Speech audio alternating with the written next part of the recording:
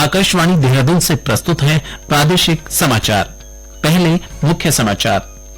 राज्य के सभी सरकारी अस्पतालों में एक ही पर्ची से इलाज कराने की सुविधा मिलेगी। सभी राजकीय अस्पतालों में जल्द एक पर्ची सिस्टम होगा लागू।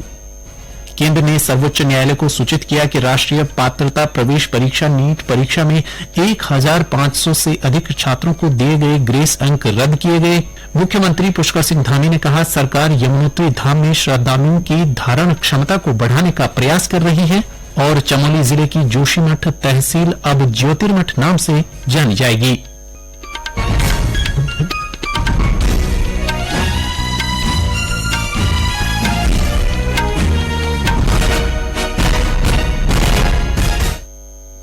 नमस्कार, समाचारों के साथ मैं संजय भंडारी।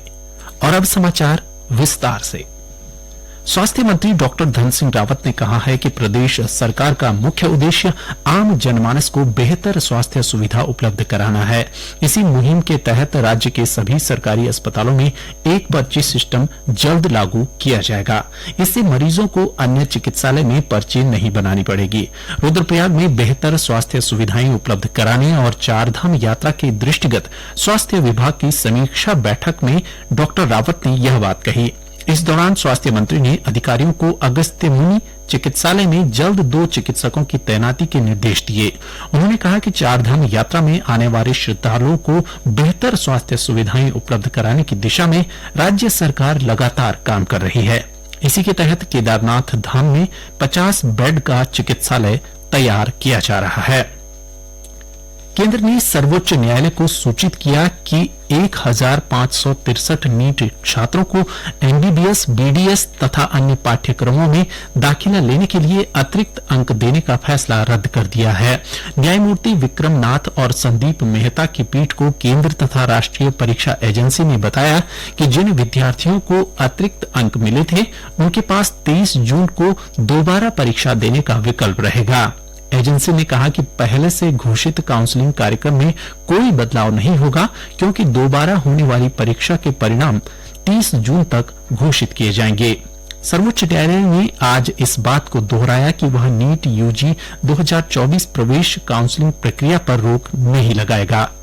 सरकार ने कहा है कि राष्ट्रीय पात्रता प्रवेश परीक्षा में प्रश्न पत्र लीक होने का कोई सबूत नहीं मिला है। नई दिल्ली में शिक्षा मंत्रालय का कार्यभार संभालने के बाद मीडिया से बातचीत में श्री धर्मेंद्र प्रधान ने छात्रों और अभिभावकों को आश्वासन दिया कि केंद्र उन्हें न्याय दिलाने के लिए प्रतिबद्ध है। उन्होंने कहा कि मामला सर्वोच्च न्यायालय में है और परीक्षा के संबंध में शिक्षाविदों की एक समिति भी बनाई गई है। मुख्य सचिव राधा रतूड़ी से सचिवालय में शैक्षिक भ्रमण पर उत्तराखंड आए सीआरपीएफ के प्रशिक्षु अधिकारियों ने शिष्टाचार भेंट की। इस दौरान मुख्य सचिव और सीआरपीएफ के प्रशिक्षु अधिकारियों के बीच राज्य में आपदा प्रबंधन, सीमांत गांव में विकास कार्य और राज्य में संचालित विकास योजनाओं के संबंध में विस्तार से चर्चा हुई। मुख्य सचिव ने कहा कि कानून और व्यवस्था बनाए रखने और आतंकवाद विरोधी कार्रवाई में राज्यों की सहायता में सीआरपीएफ की महत्वपूर्ण भूमिका है। अंतर्राष्ट्रीय योग दिवस के काउंटडाउन कार्यक्रम 13 दिवस 13 जनपद के तहत प्रदेश भर में 10 जून से 21 जून तक लाइव स्ट्रीमिंग कार्यक्रम चलाए जा रहे हैं। कार्यक्रम के तहत आज चंपावत जिले के लोहाघाट कोलीढेग झील परिसर में लाइव स्ट्रीम कार्यक्रम का आयोजन किया गया। जिले के आयुर्वेदिक एवं यूनानी अधिकारी डॉक्टर आनंद सिंह गोसाई ने बताया कि 200 से अधिक योग साधकों ने योगाभ्यास कार्यक्रम में हिस्सा लिया, जिनमें स्थानीय जनता, आईटीबीपी के जवानों के साथ विभिन्न विभागीय कर्मचारियों ने योग किया। 10वां अंतर्राष्ट्रीय योग दिवस मनाया जा रहा है। इसकी श्रृंखला क्या होती है कि पहले की तरह इसमें काउंटडाउन कार्यक्रम चलते हैं। मेन कार्यक्रम तो 21 जून का होता है, तो उसके ही क्रम में हर जिले में जो है लाइव स्ट्रीमिंग कार्यक्रम कराया जा रहा है। प्रत्येक जनपद एक दिन जो है लाइव स्ट्रीमिंग कार्यक्रम 6:30 से 7:30 बजे तक करता है।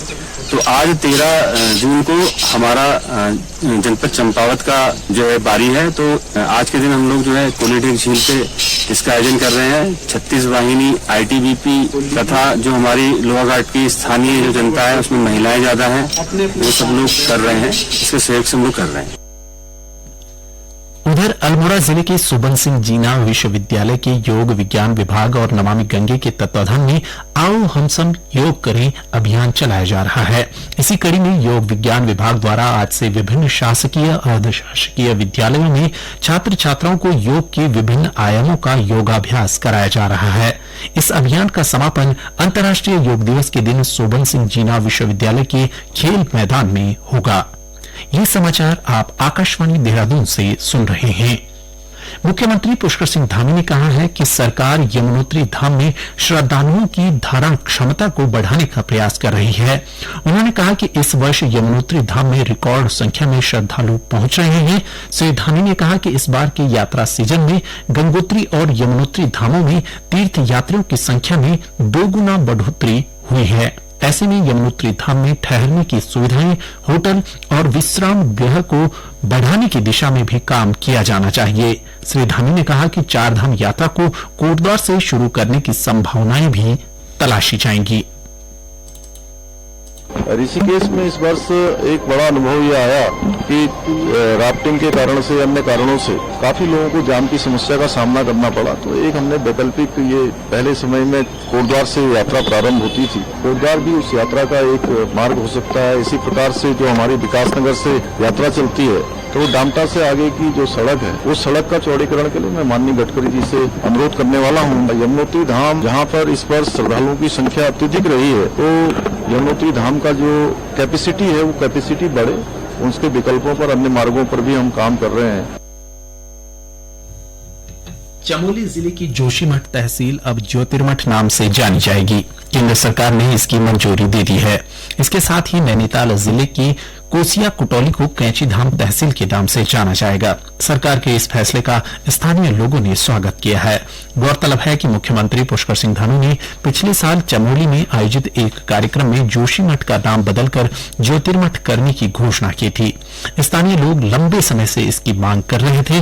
मुख्यमंत्री के सामने भी इस मांग को प्रमुखता से उठाया गया था।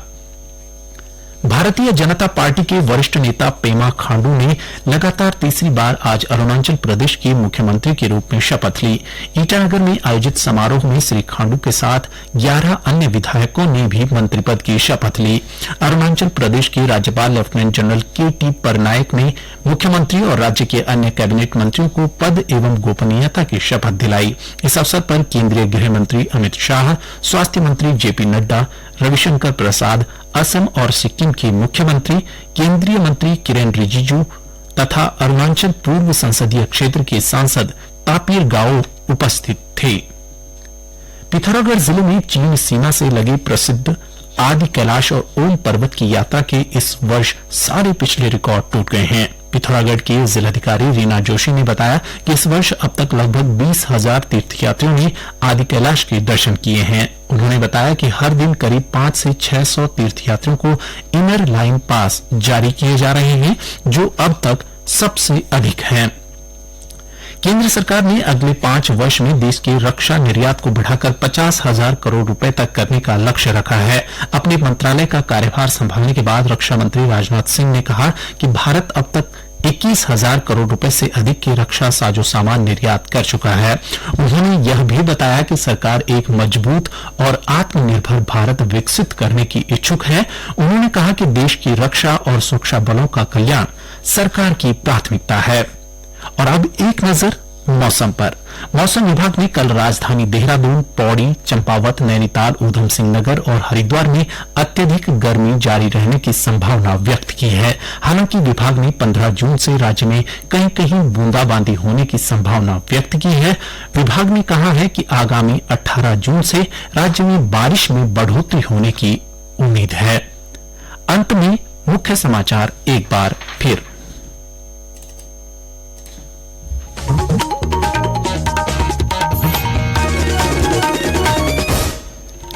राज्य के सभी सरकारी अस्पतालों में एक ही पर्ची से इलाज कराने की सुविधा मिलेगी। सभी राजकीय अस्पतालों में जल्द एक पर्ची सिस्टम होगा लागू। केंद्र ने सर्वोच्च न्यायालय को सूचित किया कि राष्ट्रीय पात्रता प्रवेश परीक्षा नीट परीक्षा में 1500 से अधिक छात्रों को दिए गए ग्रेस अंक रद्द किए गए। मुख्यमंत्री पुष्कर सिंह धामी ने कहा, सरकार यमुनोत्री धाम में श्रद्धालुओं की धारण क्षमता को बढ़ाने का प्रयास कर रही है और चमोली जिले की जोशीमठ तहसील अब ज्योतिर्मठ नाम से जानी जाएगी। इसके साथ ही प्रादेशिक समाचार का ये बुलेटिन समाप्त हुआ। नमस्कार।